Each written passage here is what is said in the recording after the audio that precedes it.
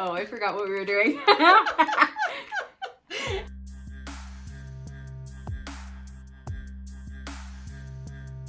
Welcome to Water and Shade. This is our Wheel of Wine midweek review show of episode 3 of The Wheel of Time on Amazon Prime. If you're interested in following more of our nonsense, check out all of the links below. There's a lot of them. Check out all those links below. You can check out our Patreon and give us some bucks. You can check out our merch store and buy some of our garbage.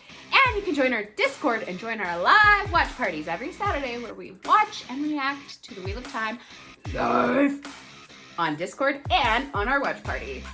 Check it out. So we are going to give G and Toe.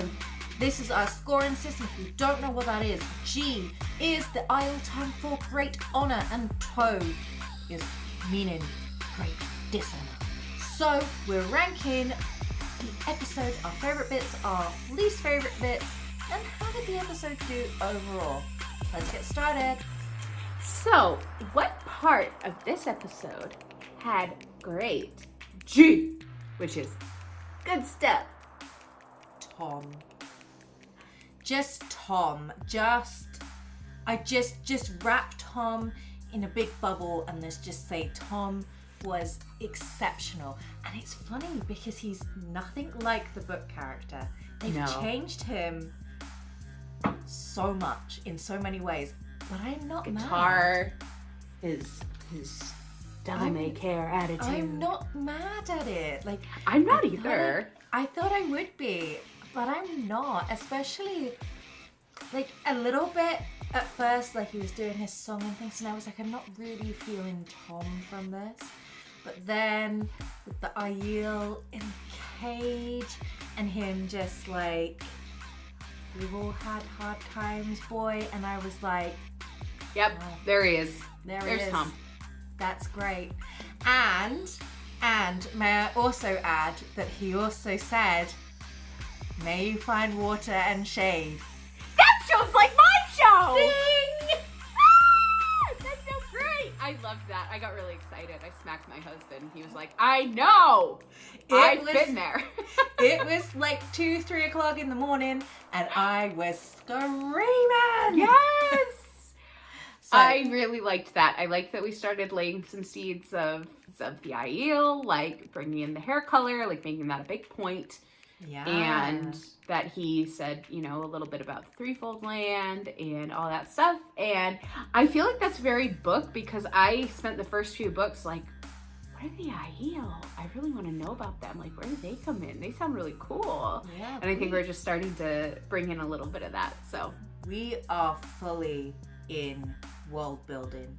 We're getting into it. Finally. Okay. I think the first few episodes were the first two were kind of like, okay, let's shoehorn all this information in, and now it's like, okay, now we can let it build organically and let it just kind of happen. So, okay, so there is a scene, and you only notice this if you're watching it with subtitles, but there is a scene when Nynaeve is healing Moraine, or attempting to heal Moraine, and Moraine's kind of, you know, thrashing in her bed, and she's like, ah, and she says, Swan. And I was like, ah! She's saying Swan! Oh my god, they're fucking! I'm just assuming they're, like, I don't need to assume that they're fucking to know that, like, if she's ill and she's crying out in pain, and that's the person she cries to, she's not crying to Lan, she's not crying to whoever else she's fucking. Who knows? She might be fucking other people. She cries out for Swan. And if you haven't seen if you don't know anything about Wheel of Time, who's Swan? Who's Swan? Yeah. But if you've read Wheel of Time, you know who Swan is. And that should make you pee your pants. And I'm not going to go too much into detail. Yeah. You're probably going to learn in a few weeks who she is if you don't know yet. So stay tuned and you can watch along with us. Yes, I'm really excited for that. I'm really excited that is the name that she cries out when she's dying. And that is just perfect. It is perfect, and you wouldn't notice it unless you're paying attention. So yeah. Okay. Well, we have to talk about Toe. Okay. Where do you think that there is significant Toe? Where do they owe us? What is the problem here? I hate to say it, but I don't feel like Egwene and Perrin's relationship is really connecting for me. Yeah, you're not sure what it's supposed to be. The chemistry is a little bit off. I don't know if that's deliberate in that maybe they're trying to be like, maybe there's something between them two and that's why we're trying to make it a bit awkward. And individually, they're spot on clicking, but together something is just, I don't know what it is. Like, I don't know. It's not quite there. I feel like I have too much of my like book emotions where in those scenes I was like, oh, he's into her, and then I was like, no, not really. But I agree. I was kind of underwhelmed with their whole arc that episode. It was very, I think they just had a long way to go from A to B, and they needed to kind of keep bringing them in and like remind us that they were there. And they just kind of were like, okay, we're still in the wilderness. It's like the Two Towers. When you watch it, it's like, okay, Sam and Frodo are still in the wilderness. Yeah. Okay, what now? And it was a little bit draggy for me, but it wasn't really focused on them. The Two Towers. I have seen the film multiple times. I have never stayed awake for it. Like, Do we need to get a divorce? No, it's not that I dislike it. It's just there's this bit that just always puts me to sleep. And I wake up and then I skip it back and I sort of watch it in 2 parts. It's a 2-part film for me. It's not a film that I can just watch in one go because I will nap. That's true. I know exactly where you're talking about. And so, to be fair, I am one of the biggest Lord of the Rings fans I know. And I fell asleep the first time I watched it. So it is. I fell asleep in the cinema watching it. I fell asleep at home watching it. It just happens every single time. I have never watched the whole thing in one solid go. It's impossible. And yeah, that is what it feels like. Like their journey to get to where they're going. It's like, can we just get there already? Please. Yeah, just hurry up. Like, what's happening? I did appreciate that there was a little bit of the wolves. Yeah. And we saw a little bit of that in episode 2. And like just a little bit of wolf coming in and some very interesting dreams with a wolf in it. And if you think that Layla Abara was a dark friend, maybe you're onto something. I think we might be onto something. It's hard to pick something that I didn't like about this episode. This episode was solid. It was really, really good. There's a couple of like slow moments that were dragging in places, but overall, as a thing, I thought like Green Spring. I mean, I kind of feel a little bit annoyed that they used a town name that isn't in the books. Like, why not just There were so many places. They could have gone to Berlon. It could have gone anywhere. There's so many friggin' places that you could have picked. I don't really understand why you had to create a new one. I think they needed it to be isolated enough that they could like have that be a self-contained like little story arc. But they could have made that happen in Berlon. Like, all that shit happened in Berlon. It could have been 4 kings. Yeah. Like, I mean, it's obviously supposed to be 4 kings. Yeah. I don't know. And they never, I mean, I don't know if they'll get on their ship. I don't know. All that whole arc is missing of, like, let's like, sing for our supper and get on a ship and go to 4 kings and all that. So I hope that'll happen in the next. Yeah. But I thought, even despite that, I still thought it was done really well. I loved the introduction to the Isle. I loved Dana, the dark friend. Oh, she was great. She was great. And you know what? I empathize. Like, girl, you want to get out, I get that. I get Sell your soul. Do what you got to do. Yeah. You know, be a boss bitch. Sell your soul. Make it work. We do what we got to do. She became a dark friend for good reasons, I feel. Like, she was like, I just want the suffering to end. Yeah. And it's like, it's okay. I get it. Yeah. Just because this is the right thing doesn't mean it's the right thing. Yeah. So you totally get it. I thought she was brilliant.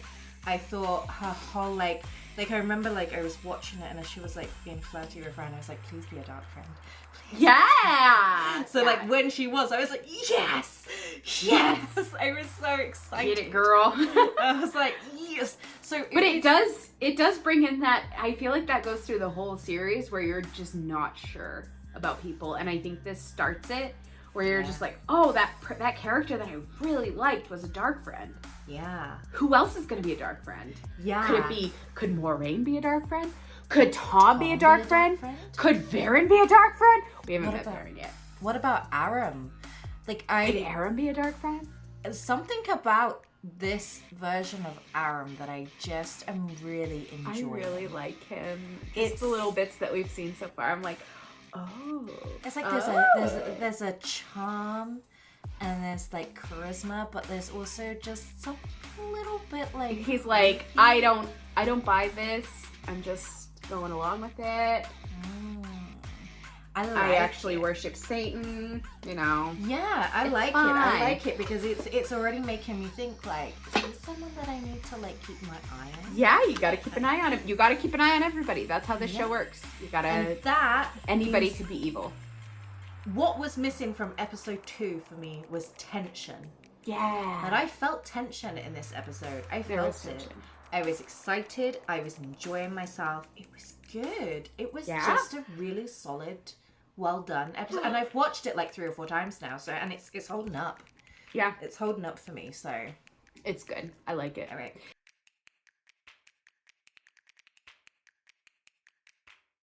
Who in the Wheel of Time that you've met so far is the most likely to be a dark friend? Tom. I 100% agree. I agree, Tom. I also think that Layla is a dark friend. Let me tell you why.